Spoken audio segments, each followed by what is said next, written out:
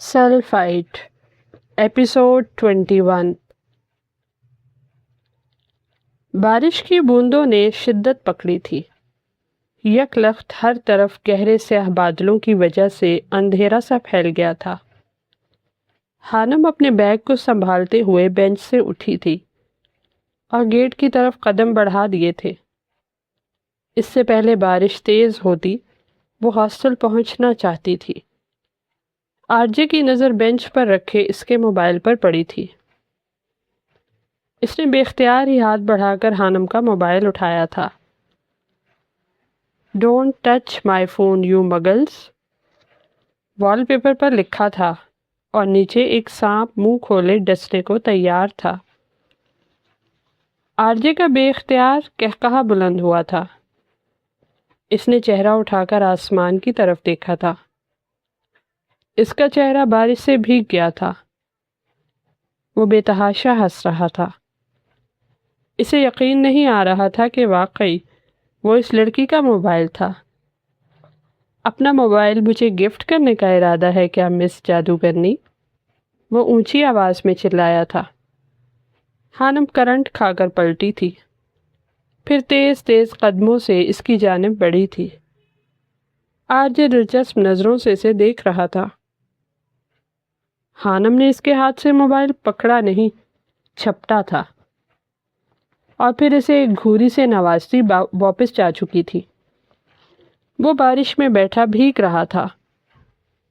پھر ہاتھ بڑھا کر اس نے اپنی جیکٹ سے اپنا موبائل نکالا تھا، جس کے وال پیپر پر don't touch my phone you bromides لکھا چمک رہا تھا۔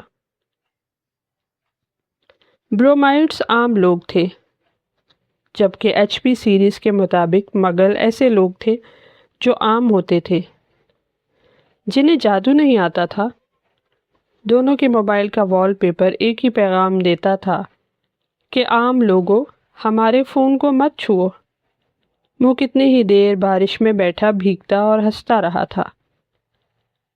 اسے یقین نہیں آ رہا تھا کہ دنیا میں کوئی تھا جو اس کے جیسے سوچتا تھا، اور کون کہہ سکتا تھا کہ وہ دو لوگ ایک جیسے نہیں تھے؟ کون کہہ سکتا تھا کہ وہ دونوں سلفائٹ نہیں تھے؟ اور کون کہہ سکتا تھا کہ وہ دونوں جادوگر نہیں تھے؟ کون کہہ سکتا تھا؟ خانم 2 دن ڈپارٹمنٹ نہیں گئی تھی۔ اسے بارش میں بھیگنے کی وجہ سے ٹھنڈ لگ گئی تھی۔ ڈپارٹمنٹ میں اسپورٹس گالا کی تیاریاں چل رہی تھی۔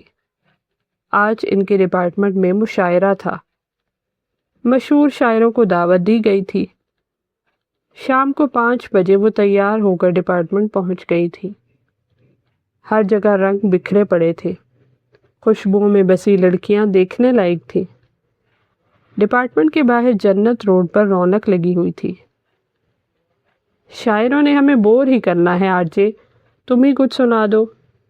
اسٹوڈنٹس اس کے پیچھے لگے ہوئے تھے۔ اس کی نظریں خانم کو ڈھونڈ رہی تھیں۔ خانم کس طرح کی لڑکی ہے؟ اسے لڑکوں میں کیا اچھا لگتا ہے؟ وہ چاہتی ہے کہ کوئی لڑکا بارش میں اس کے لیے گنگنائے۔ آرجے کچھ دن پہلے عثمان ملک اور مہرو کی باتیں سن چکا تھا۔ یقیناً اب وہ اس کی یہ شام خراب کرنے والا تھا۔ اچانک اس کی نظر کیفے کے پاس درختوں کے نیچے کھڑی خانم پر پڑی تھی۔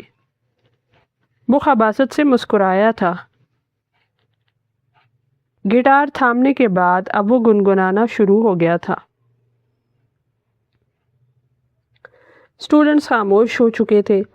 مہرو کے ساتھ باتیں کرتی خانم گٹار کی آواز پر چونکی تھی۔ کرسیوں، درختوں اور پودوں پر بھی روشنی کی سجاوٹ کی گئی تھی۔ یہ پورا ہفتہ بارشیں تھیں اور اس وقت بھی ٹھنڈی ہوائیں ہڈیوں میں گھسی جا رہی تھیں۔ خانم نے پلٹ کر آرجے کی طرف دیکھا تھا۔ وہ گٹار تھامے گنگناتا اس کی طرف بڑھ رہا تھا۔ خانم حیرت سے گنگ منہ کھولے اسے دیکھ رہی تھی۔ آرجے کی آنکھوں میں عجیب سی الوہی چمک تھی۔ وہ چمک آج سے پہلے کسی نے بھی نہیں دیکھی تھی۔ اس کی آنکھیں کچھ اور پیغام دے رہی تھیں جسے وہاں موجود کوئی شخص نہیں پڑھ پایا تھا۔ وہ گنگناتا اپنا کام ختم کر کے ڈپارٹمنٹ کی طرف بڑھ گیا تھا۔ اسٹوڈنٹس اس کے پیچھے گئے تھے۔ خانم نے گھور کر مہرو کو دیکھا تھا۔ قسم لے لو میں نے اسے تمہاری خواہش کے بارے میں نہیں بتایا۔ مہرو نے صفائی دی تھی۔ خانم کا موڈ بگڑا تھا۔ اس نے کتنے دل سے خواہش کی تھی اور وہ آرجے پانی پھیر گیا تھا اس کے ارمانوں پر۔ میں تمہاری دوست کی لو سٹوری کا ہیرو نہیں ہوں، بلکہ ولن ہوں، ولن، اور مجھے ولن بن کر اس کی زندگی خراب کرنے کا شوق ہو رہا ہے۔ مہرو کے موبائل پر میسج آیا تھا۔ وہ کہا لگا کر ہنسا تھا۔ میسج پڑھنے پر خانم کا پارا ہائی ہوا تھا۔ اللہ کرے اس کا گٹار ٹوٹ جائے۔ اس کی خانم نے منہ اور مٹھیاں بھیج کر خود کو اور بددعا دینے سے روکا تھا۔ اس کی حالت دیکھ کر مہرو کا کہا بلند ہوا تھا۔ وہ کتنی ہی دیر ہنستی رہی تھی۔ خانم غصے سے منہ پھلا کر وہیں جنت روڈ پر بیٹھ گئی تھی۔ بس کرو ہانی، اب اندر چلو نا، مشاعرہ شروع ہو چکا ہوگا۔ مہرو نے خانم سے کہا۔ مجھے ہاسٹل جانا ہے۔ وہ منحوس آرجے اندر موجود ہے، اس کے ہوتے ہوئے میں خوش نہیں رہ سکتی۔ خانم نے دہائی دی تھی۔ مہرو نے مشکل سے اپنی ہنسی کو ضبط کیا تھا۔ وہ جا چکا ہے ہانی، مہرو نے مسکراتے ہوئے بتایا تھا۔ کیا واقعی؟ خانم چونکی۔ ہاں سچی، مہرو نے اسے یقین دلایا تھا۔ اوکے پھر چلتے ہیں۔ وہ جھٹ سے کھڑی ہو گئی تھی جبکہ مہرو اس کے یوں موڈ بدلنے پر حیران رہ گئی تھی۔ ویسے اتنا تو برا نہیں ہے وہ، مہرو نے خفگی سے کہا تھا۔ میں نے کب کہا وہ برا ہے؟ بلکہ وہ نہایت برا ہے۔ خانم بھی ضدی تھی۔ مہرو افسوس سے سر جھٹکتی ڈپارٹمنٹ میں داخل ہوئی تھی۔ ملک کے مشہور شاعروں کو بلایا گیا تھا۔ مشاعرہ بہت اچھا چل رہا تھا۔ خانم کے غور کرنے پر آرجے سے کہیں نظر نہیں آیا تھا۔ وہ واقعی جا چکا تھا۔ خانم نے اس کی غیر موجودگی پر شکر ادا کیا تھا۔ رات کا نہ جانے کون سا پہر تھا جب عجیب سے احساسات کے ساتھ خانم کی آنکھ کھلی تھی۔ کوئی اس پر جھکا اسے اٹھا رہا تھا۔ ہانی اٹھو، ہانی، وہ مہرو رو رہی تھی۔ کیا ہوا مہرو؟ خانم ایک جھٹکے سے اٹھ بیٹھی تھی۔ ہانی وہ ماما، مہرو سسکیاں لے رہی تھی۔ وہ روتے ہوئے خانم کے گلے لگ گئی تھی۔ کیا ہوا آنٹی کو؟ تم رو کیوں رہی ہو؟ خانم کا دل کانپ اٹھا تھا۔ اسے کچھ غلط ہونے کا احساس ہوا تھا۔ وہ ماما کو ہارٹ اٹیک ہوا ہے، مہرو نے مشکل سے روتے ہوئے بتایا تھا۔ یا اللہ خیر، خانم کا دل دہل گیا تھا۔ اچھا تم چپ کرو، رو مت، یہ بتاؤ کہ تمہیں کیسے پتہ چلا؟ بھائی نے بتایا، وہ لینے آ رہا ہے، ماما ہاسپٹل میں ہے، ICU میں۔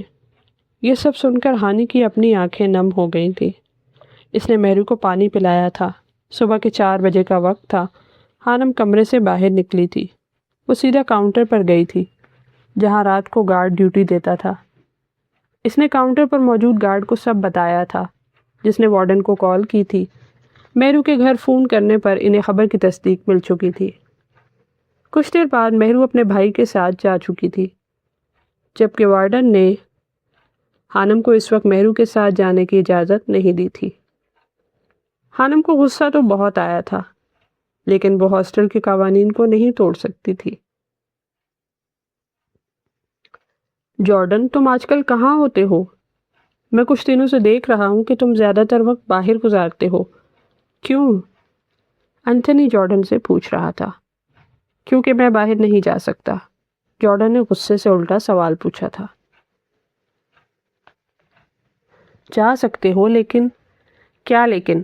جارڈن نے اس کی بات کاٹی تھی۔ کچھ غلط حرکت مت کرنا، انتھونی نے درخواست کی تھی۔ وہ جارڈن کے غصے اور اس کی شخصیت سے اچھی طرح واقف تھا۔ مارتھا کی موت کے بعد وہ اور زیادہ خاموش رہنے لگا تھا۔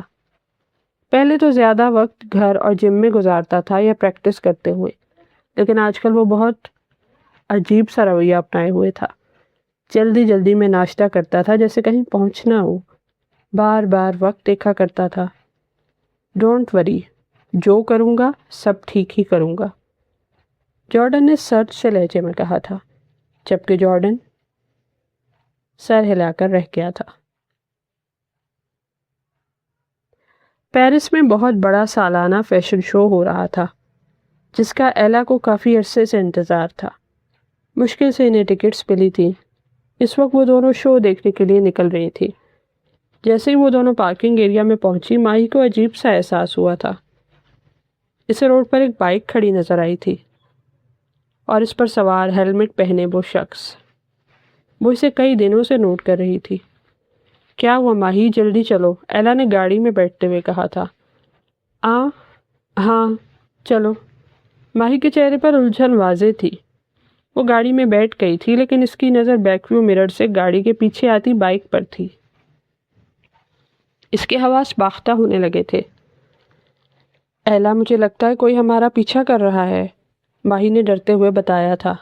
What really? ایلا نے پرجوش سے لہجے میں پوچھا تھا۔ ہاں، مجھے کچھ دنوں سے محسوس ہو رہا ہے کہ کوئی ہم پر نظر رکھے ہوئے ہے۔ ایسے لگتا ہے جیسے ہم کسی کی نظروں میں ہیں، ماہی پریشانی سے بتا رہی تھی۔ اوہ کم آن ماہی، ایک تو تم بہت وہمی ہو، ایلا نے اس کا مذاق اڑایا تھا۔ نہیں، میں سچ کہہ رہی ہوں، وہ دیکھو گاڑی کے پیچھے۔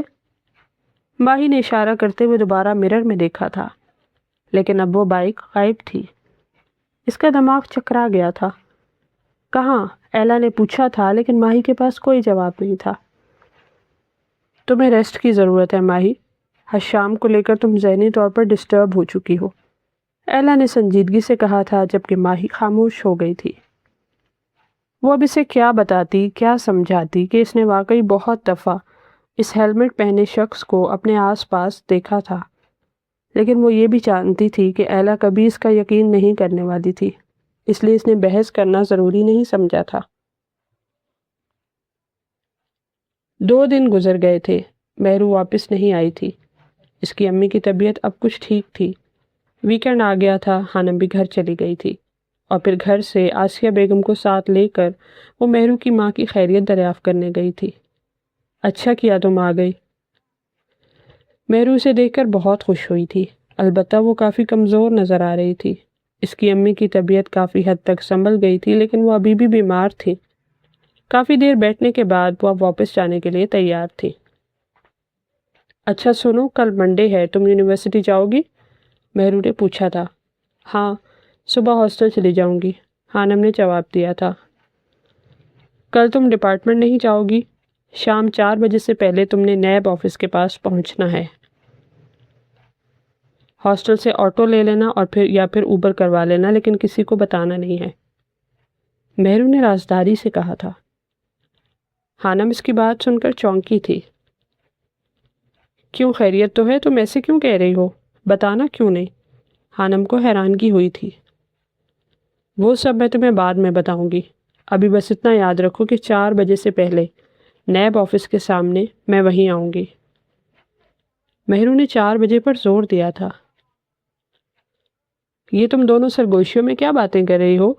تھوڑا اونچا بولو، ہمیں بھی پتہ چلے، مہرو کی بھابھی نے شرارتاً دونوں کو چھیڑا تھا۔ نہیں بھابھی، کچھ نہیں، بس ایسے ہی، مہرو نے جواب دیا تھا۔ کچھ دیر مزید بیٹھنے کے بعد وہ واپس اپنے گھر آ چکی تھی۔ مہرو کی باتوں نے ہانم کو الجھا دیا تھا۔ وجہ کیا تھی یہ تو مہرو مل کر ہی بتا سکتی تھی۔ ہانم مہرو کی بات کو لے کر ساری رات سوچتی رہی تھی۔ اسے سمجھ نہیں آ رہا تھا کہ مہرو کو نیب آفس کے پاس کیا کام تھا۔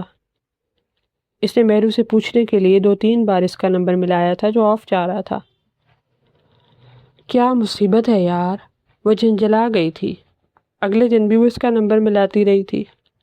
ایک تو وہ چھٹیاں کر رہی تھی، جو کہ غلط تھا، اوپر سے فون بھی آف جا رہا تھا۔ ہانم اپنے وقت پر ڈپارٹمنٹ چلی گئی تھی۔ 3 بجے کا وقت تھا، وہ کلاس لے کر فری ہوئی تھی جب اسے مہرو کی کال آئی تھی۔ تم پہنچ رہی ہو نا نیب آفس؟ مہرو پوچھ رہی تھی۔ ہانم کا اس کی بات سن کر دماغ گھوما تھا۔ تمہارا دماغ خراب ہو گیا ہے مہرو، فون کیوں بند تھا تمہارا، اور تمہیں اس جگہ پر کیا کام ہے؟ ہانم نے غصے سے پوچھا تھا۔ پلیز جلدی آؤ، میں ادھر ہی جا رہی ہوں، مہرو کہہ کر فون بند کر چکی تھی، جبکہ ہانم سر تھام کر رہ گئی تھی۔ اسے سمجھ نہیں آ رہا تھا کہ وہ کیا کرے۔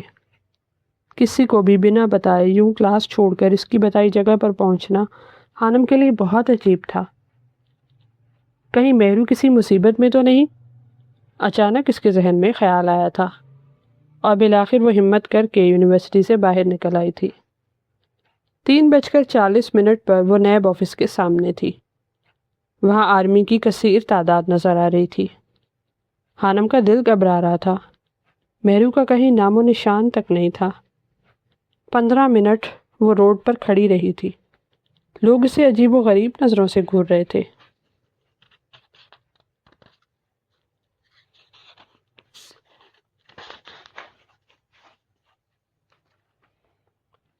بڑی سی چادر کو اچھے سے خود پر لپیٹ رکھا تھا اور آدھا منہ چھپا ہوا تھا۔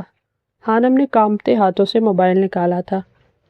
اس سے پہلے کہ وہ مہرو کا نمبر ملاتی، موبائل اس کے ہاتھ سے چھوٹ کر نیچے جا گرا۔ اس نے فٹافٹ جھک کر موبائل اٹھایا تھا جو بند ہو چکا تھا۔ خانم کے اب اوسان قطع ہوئے تھے۔ اسے محسوس ہوا تھا کہ وہ کتنی بڑی غلطی کر چکی تھی۔ 4:30 ہو گئے تھے۔ موسم ابرآلود ہو رہا تھا اور اس کا دل دھک دھک کر رہا تھا، لیکن مہرو نہیں آئی۔ شام کا اندھیرا پھیل چکا تھا۔ اسے سمجھ نہیں آ رہا تھا کہ وہ کیا کرے۔ بار بار کوشش کرنے پر بھی اس کا موبائل آن نہیں ہوا تھا۔ اس جگہ پر وہ آٹو میں آ گئی تھی، لیکن اب واپس جانے کی سمجھ نہیں آ رہی تھی۔ گاڑیاں، لوگ اور ہر طرف پھیلا شور اسے پاگل کر رہا تھا۔ وہ ہمیشہ کالج سے گھر اور گھر سے کالج اکیلے گئی تھی۔ لاہور پہ رہنے کے باوجود اس نے دوسروں کی طرح لاہور پورا نہیں دیکھا تھا۔ جیسے ہی 5 بجے تھے، خانم کی آنکھیں نم ہونا شروع ہو گئی۔ اندھیرا پھیل چکا تھا۔ مہرو نہیں آئی تھی، وہ اسے کال بھی نہیں کر سکتی تھی۔ اس وقت سچویشن ایسی تھی کہ خانم کا دماغ کام نہیں کر رہا تھا۔ اس نے دل سے دعا کی کہ اللہ اس کی مدد کرے، اور پھر کچھ دیر بعد ایک گاڑی اس کے سامنے رکی۔ تم یہاں کیا کر رہی ہو؟ آرجے نے گاڑی کا شیشہ نیچے کرتے ہوئے پوچھا تھا۔ خانم اپنے سامنے آرجے کو دیکھ کر عجیب سی کیفیت میں مبتلا ہو گئی تھی۔ پہلی بار اسے آرجے کو دیکھ کر اچھا لگا تھا۔ اس وقت وہ اس کے لیے ایک مسیحا بن کر آیا تھا۔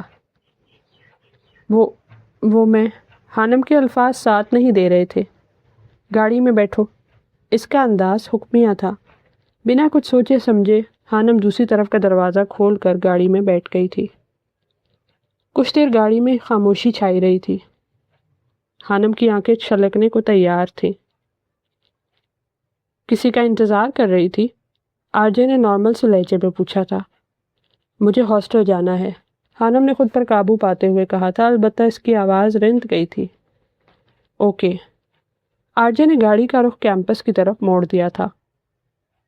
تم نے بتایا نہیں، یہاں کیا کر رہی تھی؟ چند منٹ کی خاموشی کے بعد آرجے نے دوبارہ پوچھا تھا، جبکہ خانم اپنے آنسو ضبط کرنے کی کوشش کر رہی تھی۔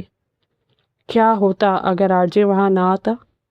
یہ سوچ کر اس کی جان ہوا ہونے لگی تھی۔ اسے مہرو پر انتہا کا غصہ آ رہا تھا، اس سے بھی زیادہ خود پر جو بے وقوفوں کی طرح وہاں چلی آئی تھی۔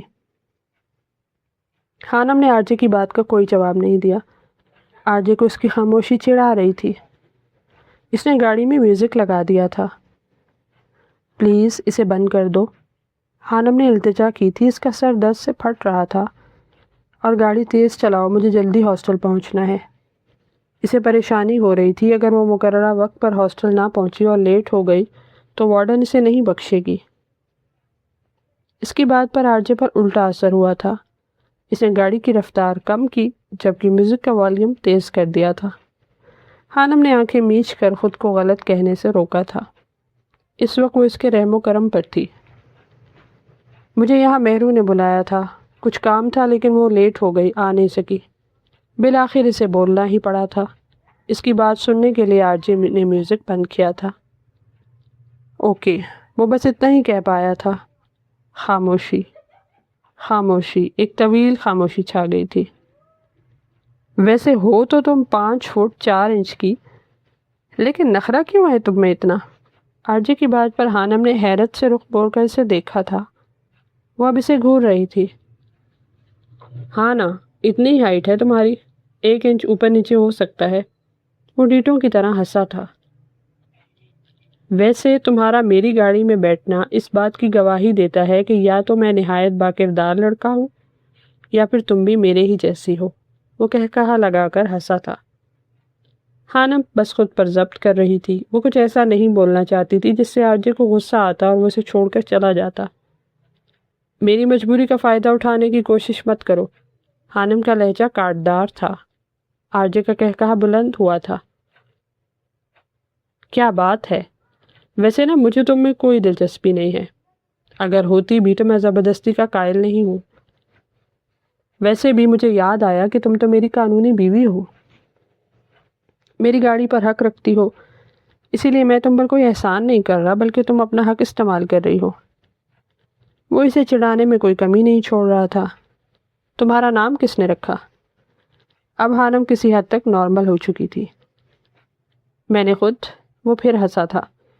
روحان کی بات کر رہی ہوں، وہ موم نے رکھا تھا، آرجے نے بتایا۔ کیا تمہیں پتہ ہے کہ روحان کا کیا مطلب ہے؟ روحوں جیسا پاک صاف۔ آرجے کے انکار میں گردن ہلانے پر خانم نے بتایا تھا۔ وہ مسکرایا۔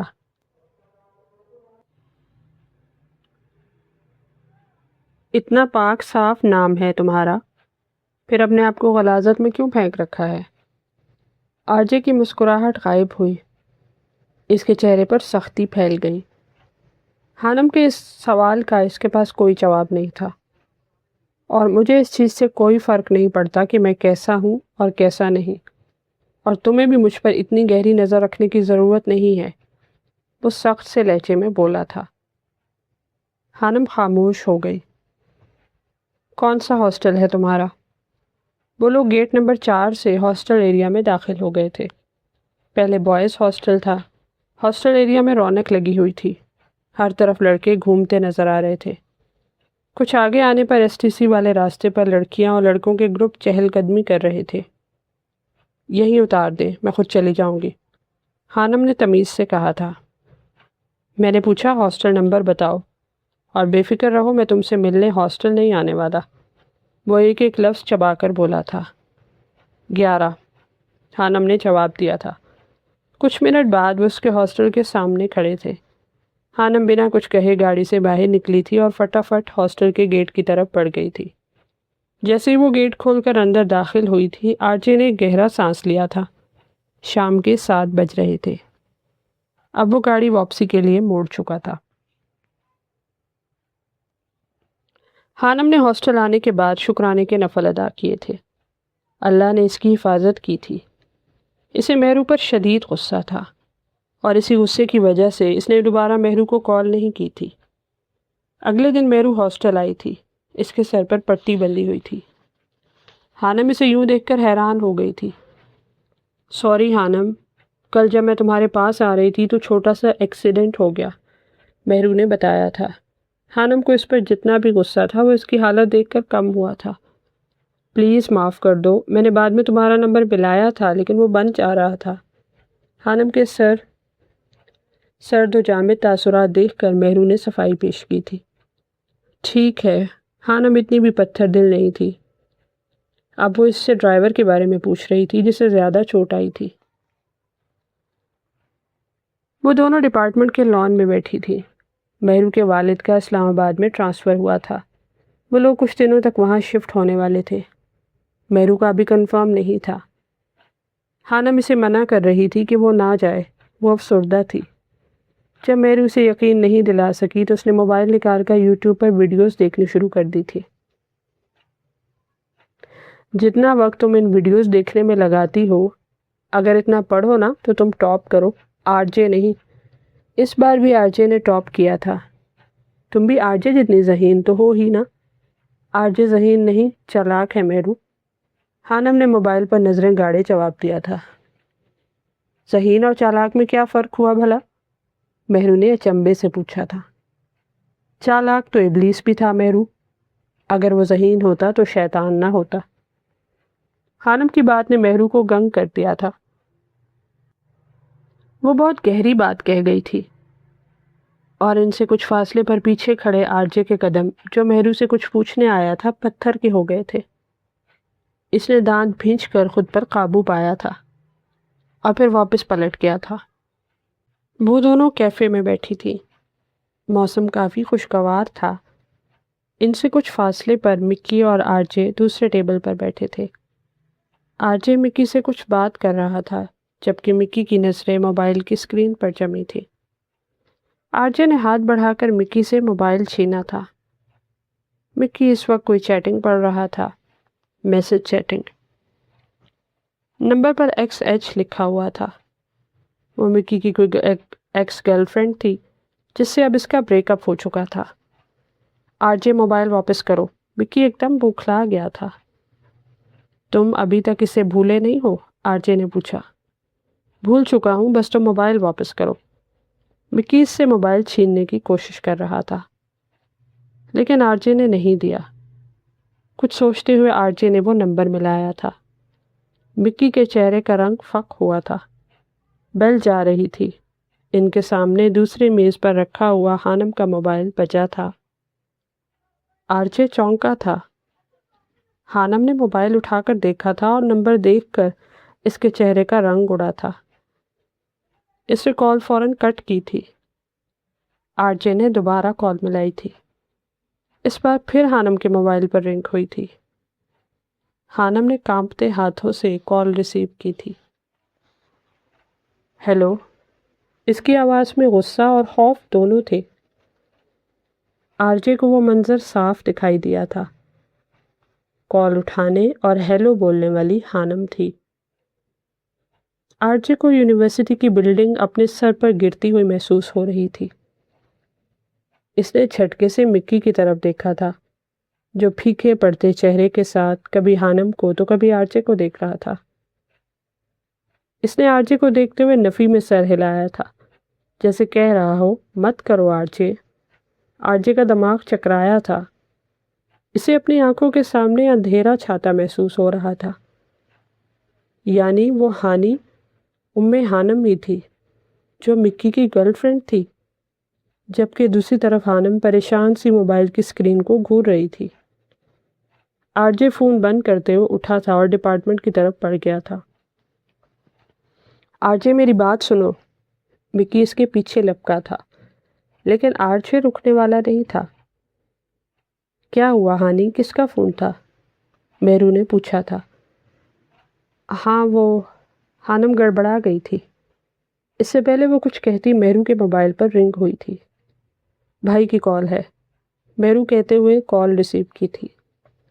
پھر بات سننے کے بعد اس کے چہرے کے رنگ اڑے تھے۔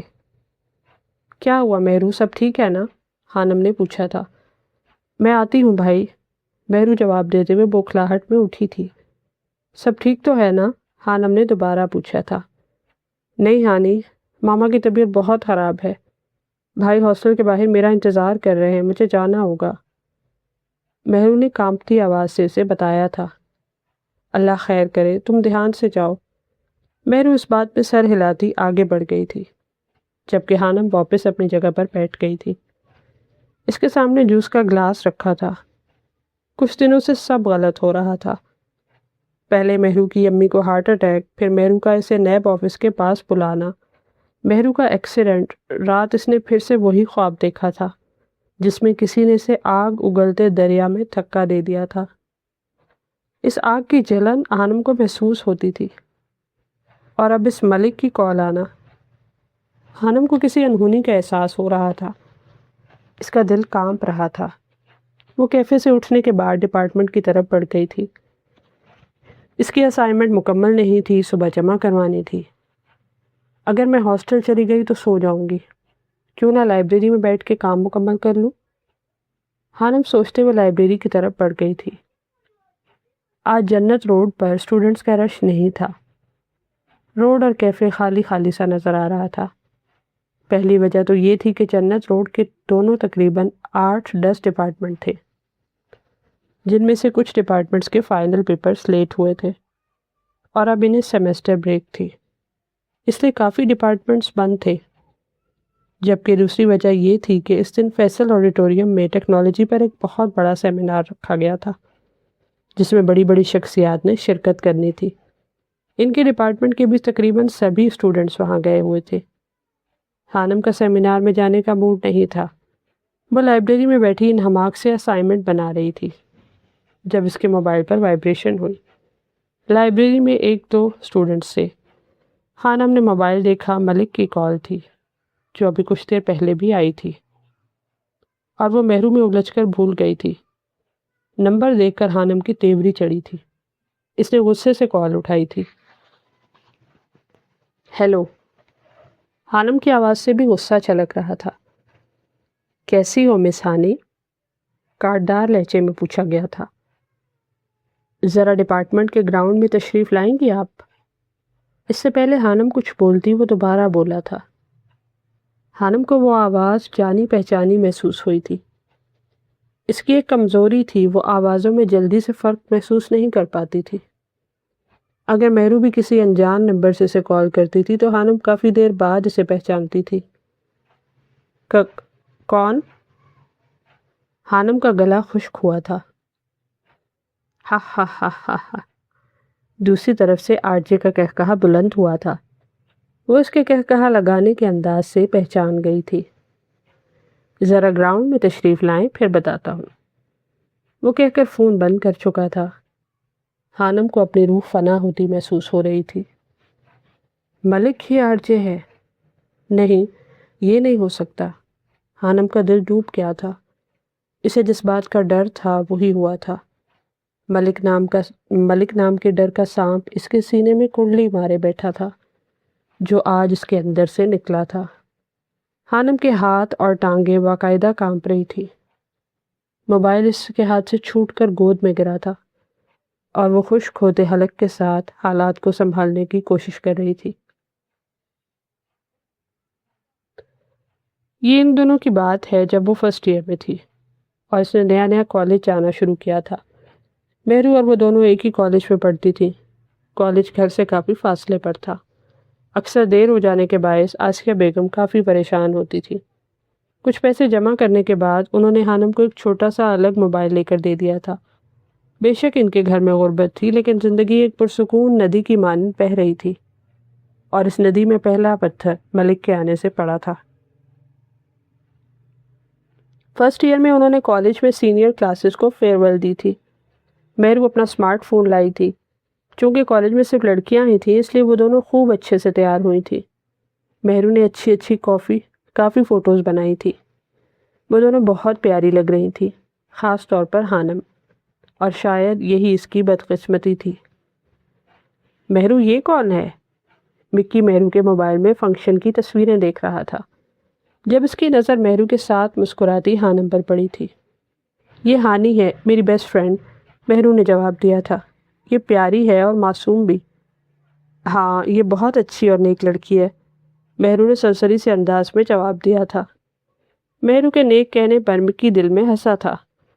اچھا یار، چائے تو پلا دو، اتنے دنوں بعد گھر آیا ہوں، مکی نے شکوہ کیا تھا اور مہرو اس بات میں سر ہلاتی کمرے سے چلی گئی تھی۔ مکی نے خباثت سے ہنستے ہوئے خانم کا نمبر اس کے موبائل سے لیا تھا۔ پتہ چل جائے گا کتنی نیک اور پارسا ہے، وہ شیطانی ہنسی ہنسا تھا۔ ہیلو ہانی۔ خانم اپنا کیمسٹری کا ٹیسٹ یاد کر رہی تھی جب اس کے موبائل پہ بیل ہوئی تھی۔ اجنبی نمبر دیکھ کر اسے حیرانی ہوئی تھی۔ مکی نے مہرو کے موبائل سے نمبر لینے کے پورے 1 ماہ بعد خانم کو میسج کیا تھا۔ کیسی ہو؟ خانم ابھی سوچ ہی رہی تھی کہ یہ نمبر کس کا ہے، تبھی دوسرا میسج موصول ہوا۔ وہ شش و پنج میں مبتلا تھی کہ رپلائی کرے یا نہ کرے، تبھی اس نمبر سے کال آئی تھی۔ خانم نے کال ریسیو کی تھی۔ ہیلو ہانی، میں ملک۔ لڑکی کی آواز اور اس کے منہ سے اپنا نام سن کر خانم تھک سے رہ گئی تھی۔ اس نے فوراً کال کاٹنے کے بعد موبائل بند کر دیا تھا اور پھر یہ سلسلہ بند نہیں ہوا تھا۔ روز صبح شام میسج آنے لگے، کبھی حسن کے قصیدے پڑھے جاتے تو کبھی اس کے معصومیت کے۔ خانم کو سمجھ نہیں آ رہا تھا کہ اسے تنگ کرنے والا کون تھا۔ جہاں مہرو سے اپنی چھوٹی چھوٹی بات بتاتی تھی وہاں خانم اپنے بڑے بڑے راز اس سے چھپاتی تھی۔ یہ اس کی فطرت تھی شاید۔ آخر تم ہوتے کون ہو؟ کیوں مجھے تنگ کر رہے ہو؟ خانم نے جھنجھلا کر پوچھا تھا۔ دوستی کا خواہاں ہوں۔ اس کی بے باکی پر خانم کے چہرے پر ناگواری ابھری تھی اور اس نے کوئی جواب نہیں دیا تھا۔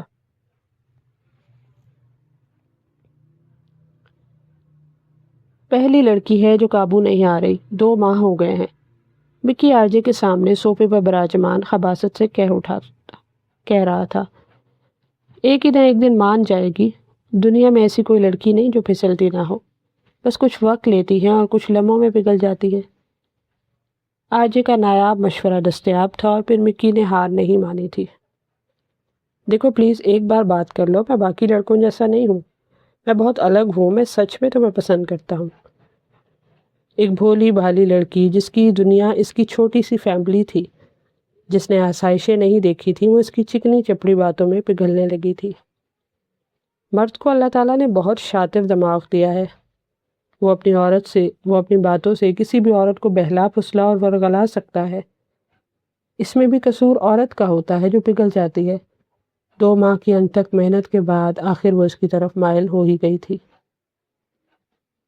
میرا نام ملک ہے، مستقیم ملک عرف مکی نے اپنا تعارف کروایا تھا۔ خانم نے ہمیشہ محرومیاں دیکھی تھی، باپ کی محرومی، ضروریات کی محرومی، خواہشات کی محرومی، بہت سے لاڈ اور پیار کی محرومی۔ اس کے اندر ایک خلا تھا، گھر میں رونے دھونے والے حالات دیکھ کر اس کا دل کٹتا تھا۔ ایسے میں جب ملک اس سے بات کرتا تھا تو وہ اسے خوابوں کی دنیا میں لے جاتا تھا، لیکن یہ سلسلہ زیادہ دن نہیں چل سکا تھا۔ خانم کا ضمیر اسے کچوکے لگاتا تھا اور وہ جانتی تھی کہ یہ سب غلط ہے۔ انسان معصوم ہے، جبکہ شیطان شاطر ہے۔ اسے شیطان نے کیسے ورغلایا تھا یہ وہ خود بھی نہیں جانتی تھی۔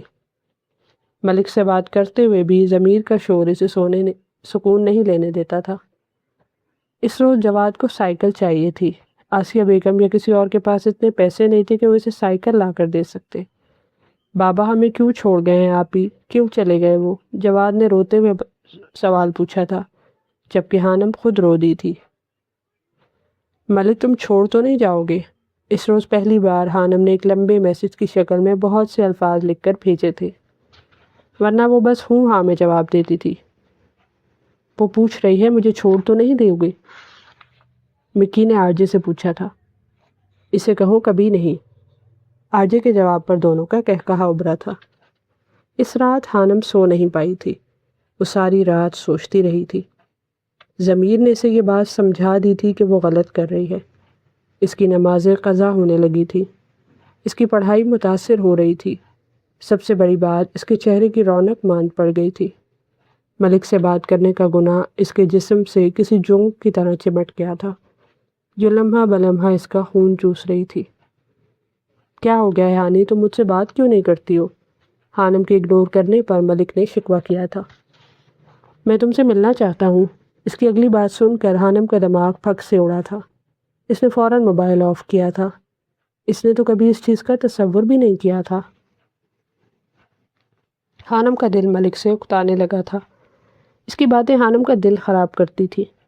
جو تھوڑی سی دلچسپی پیدا ہوئی تھی وہ اس کی چیپ باتوں سے ختم ہو گئی تھی۔ وہ اس کا نمبر بلاک نہیں کر سکتی تھی کیونکہ اس کے پاس موبائل سادہ تھا۔ اسی گھبراہٹ، ڈر اور گناہ کے تصور میں اسے بخار ہو گیا تھا۔ وہ پورا مہینہ بیمار رہی تھی، اپنے گناہ پر روتی تھی، پچھتاتی تھی۔ آسیہ بیگم اسے بیمار دیکھ کر خود ہلکان ہو گئی تھی۔ خانم کو اپنی غلطی کا شدت سے احساس ہوا تھا۔ اتنی پیاری ماں تھی اس کے پاس جو اس پر جان دیتی تھی اور وہ اپنی ماں کو دھوکہ دے رہی تھی۔ خانم کا دل ڈوب گیا تھا، آنسوؤں سے تکیہ بھیگنے لگا تھا۔ وہ ساری رات روتی تھی۔ تم مجھ سے بات کیا کرو ہانی، میں تمہارے بنا نہیں جی سکتا۔ مجھے ڈر لگتا ہے ملک۔ ڈر؟ لیکن کس سے؟ اللہ سے۔ اور ملک اس کی بات سن کر حیران رہ گیا تھا۔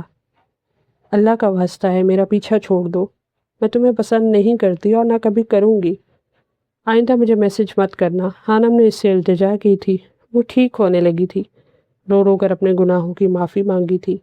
17 سال اور کچھ ماہ عمر تھی اس کی اس وقت، اور اس کے ضمیر نے اسے کتنے بڑے گناہ سے بچا لیا تھا۔ اس کے چہرے کی رونق لوٹ آئی تھی، لیکن جب بھی وہ اسے میسج کرتا تھا خانم کو سب یاد آنے لگتا۔ اس کا دل اذیت سے بھر جاتا۔ اسے محسوس ہونے لگا تھا کہ وہ اب باکردار نہیں رہی تھی۔ اپنی کی گئی چھوٹی سی غلطی نے اس کے اندر تلخی بھر دی تھی، اور وہ ملک مکی بھی اس کی جان نہیں چھوڑ رہا تھا۔ وہ اسے کبھی نہ کبھی میسج کرتا رہتا تھا، 2 سال گزر گئے تھے۔ حانم نے 4th ایئر کے ایگزامس بھی دے دیے تھے، لیکن وہ اسے نہیں بھولا تھا اور نہ حانم کو بھولنے دیتا تھا۔ جب حمدان انکل نے اسے موبائل گفٹ کیا تھا تب حانم نے نمبر بدل لیا تھا، لیکن کچھ دن بعد کچھ ضروری نمبر کاپی کرنے کے لیے اس نے اپنی پرانی سم موبائل میں ڈالی تھی۔ یہ وہی دن تھا جب زبیدہ آپا اس کے لیے طارق کا رشتہ لے کر آئی تھی۔ وہ پہلے سے دکھی تھی اور اوپر سے ملک کے میسج نے بھول گئی ہو تم مجھے اسے اندر تک خاک کر ڈالا تھا۔ تب حانم نے روتے ہوئے اسے 2-3 سالوں بعد میسج کیا تھا کہ اللہ سے ڈر اے ابن آدم، اللہ سے ڈر۔ اس کے ان الفاظ نے مکی کو اندر تک جھنجھوڑ ڈالا تھا۔ تب حانم نے ملک سے 2 ٹوک بات کرنے کا فیصلہ کیا تھا۔ اس نے نمبر دوبارہ آف نہیں کیا تھا بلکہ سوچ رکھا تھا کہ اگر اب کی بار اس نے کال یا میسج کیا تو وہ اس سے صاف صاف بات کرے گی، لیکن اس کے ان الفاظ نے مکی کے ہاتھ جکڑ دیے تھے۔ اس نے کبھی دوبارہ کال یا میسج نہیں کیا تھا۔ یوں حانم بھی جیسے ان واقعات کو برا خواب سمجھ کر بھول گئی تھی، لیکن یہ اس کی سب سے بڑی غلطی تھی۔ آج پھر وہ اس کے سامنے کھڑا تھا، تقریباً 1 سال کے عرصے کے بعد۔ وہ لائبریری میں بیٹھی خود کو نارمل کرنے کی کوشش کر رہی تھی۔ اس نے کبھی خواب میں بھی نہیں سوچا تھا کہ اس کے سامنا کبھی ملک سے ہوگا، اور ملک وہ بھی RJ۔ حانم کے دماغ میں سائیں سائیں ہو رہی تھی۔ وہ کانپتے قدموں سے کھڑی ہوئی تھی۔ اسے بلاوا آیا تھا اور جانا ہی تھا۔ خود کو گھسیٹتی وہ گراؤنڈ کی طرف بڑھ گئی تھی جہاں اچل اس کا انتظار کر رہی تھی۔ آج میری بات سمجھنے کی کوشش کرو، جو تم کر رہے ہو وہ ٹھیک نہیں ہے، مکی نے گراؤنڈ میں رکھے لکڑی کے بینچ پر بیٹھے RJ سے کہا تھا، جو اپنی انگلیوں کی مدد سے اپنی کنپٹیوں کو سہلا رہا تھا۔ میں سب جانتا ہوں، تم اپنی بکواس بند کرو۔ RJ دھاڑا تھا۔ تب اس کی نظر بیگ تھامے ان کی طرف قدم بڑھاتی حانم پر پڑی تھی۔ تیز ہوائیں اس کے دوپٹے کو اڑا کر لے جانے کی کوشش کر رہی تھی، لیکن اس نے اپنی چادر کو اچھی طرح سے سنبھالا ہوا تھا۔ اسے اپنی طرف آتا دیکھ کر مکی کے دل کو کچھ ہوا تھا۔ آئیے آئیے میڈم ہانی، آپ ہی کا انتظار ہو رہا تھا۔ جیسے ہی وہ ان کے قریب پہنچی RJ نے زہر خون لہجے میں کہا تھا، یہاں کیوں بلایا ہے مجھے؟ حانم کا لہجہ سخت تھا۔ بتاتے ہیں، اتنی بھی کیا جلدی ہے، جائیں پہلے وہ پڑھے۔ RJ نے اسے گراؤنڈ میں لگے پودوں کی طرف اشارہ کیا تھا جس پر ایک اشتہار لگا تھا۔ حانم الجھن زدہ چہرے کے ساتھ اس کی طرف بڑھ گئی تھی۔ سفید کاغذ پر لکھے لفظوں کو پڑھ کر حانم کی روح فنا ہوئی تھی۔ وہ اس کی اور مکی کی باتیں تھیں۔ اوپر اس کا نام اور نمبر لکھا تھا۔ RJ نے ان کی کنورسیشن کے اسکرین شاٹ لے کر ان کے پرنٹ نکلوا لیے تھے۔ گراؤنڈ میں ہر طرف دیواروں اور پودوں پر وہ پرنٹ چسپاں تھے۔ وہ کرنٹ کھا کر پلٹی تھی۔ لڑکیوں کو لگتا ہے وہ اپنی طرف سے اگر پیغامات اور نمبر کو ختم کر دیں گی تو سب واقعی ختم ہو کر پہلے جیسا ہو جائے گا، لیکن یہ لڑکیوں کی خام خیالی ہوتی ہے۔ وہ پیغامات ہمیشہ کے لیے نامہ اعمال اور مرد کے پاس محفوظ رہتے ہیں۔ نامہ اعمال سے تو شاید توبہ اور ندامت کے آنسو ان پیغامات اور گناہوں کو مٹا دیں، لیکن ایک مرد کے پاس سے ان گناہوں کا مٹنا ناممکن ہے۔ آج اس کے گناہ اژدہے کا روپ دھار کر اسے نگلنے کو تیار کھڑے تھے۔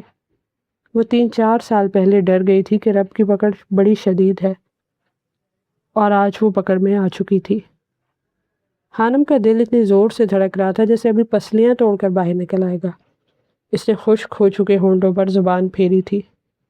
آسمان پر سیاہ بادلوں نے اندھیرا سا کر دیا تھا، اور کچھ ایسی ہی سیاہی اس کے مقدر پر مل دی گئی تھی۔ واہ مس حانم واہ، جس لڑکی کا یونیورسٹی میں کوئی بوائے فرینڈ نہیں، وہ لڑکی مکی ملک کی GF نکلی۔ واہ! RJ کا لہجہ کاٹدار تھا۔ اس نے تالیاں بجا کر داد دی۔ حانم کو ایک اور جھٹکا لگا تھا۔ مستقیم ملک۔ اس نے کبھی غور کیوں نہیں کیا تھا کہ مکی ہی ملک ہو سکتا تھا، اور وہ میرو کا کزن بھی تھا۔ اس کے پاس نمبر آ سکتا تھا۔ حانم نے مکی کو دیکھا تھا جو نگاہیں چرا گیا تھا۔ RJ میری بات سنو، مکی نے کچھ کہنا چاہا، تم خاموش رہو۔ مکی کی بات پر RJ دھاڑا تھا۔ میں نے دنیا میں منافق لوگ دیکھے ہیں، لیکن تم سے کم۔ وہ حانم کی طرف بڑھا تھا۔ حانم کی پوری جان کانپ رہی تھی۔ میں نے شاطر لڑکیاں دیکھی ہیں، لیکن تم سے کم۔ کیا کہا تھا تم نے کہ میں نے خود کو غلاظت میں پھینک رکھا ہے؟ اپنے بارے میں کیا خیال ہے تمہارا؟ وہ سور پھونک رہا تھا اور ہانم جل کر خاک ہو رہی تھی۔ اس کے پاس اپنی صفائی میں کہنے کو کچھ نہیں تھا، سارے ثبوت اس کے خلاف تھے، وہ کچھ نہیں کر سکتی تھی۔ آسمان پر پھیلی سیاہی کسی طوفان کی آمد کا پتہ دے رہی تھی۔ مجھے زندگی میں پہلی بار محسوس ہوا تھا کہ ہانم دنیا کی سب سے الگ لڑکی ہے، لیکن تم تو سب سے بری نکلی۔ آرجے نے اپنے چہرے پر ہاتھ پھیرا تھا، اس کے بال بکھرے پڑے تھے۔ بڑا غرور تھا نا تمہیں اپنے کردار پر، لیکن کس بات کا غرور ہے؟ یہ کاغذ ہی دیکھ لو، تمہاری بد کرداری کا منہ بولتا ثبوت ہے۔ ہانم آنکھیں میچ گئی تھی، وہ شاید آنکھوں میں آئی نمی کو چھپانے کی کوشش کر رہی تھی۔ کچھ دن پہلے اسی گراؤنڈ میں وہ دونوں اس موسم میں بیٹھے دنیا کے حسین ترین لوگ لگ رہے تھے، اور آج اسی گراؤنڈ میں ان کی بدولت اتنی بدصورتی پھیلی تھی۔ وہ جس لڑکی کو میں نے دنیا میں پہلی بار نیک سمجھا تھا، وہ میرے ہی دوست کی گرل فرینڈ نکلی، یقین نہیں ہوتا۔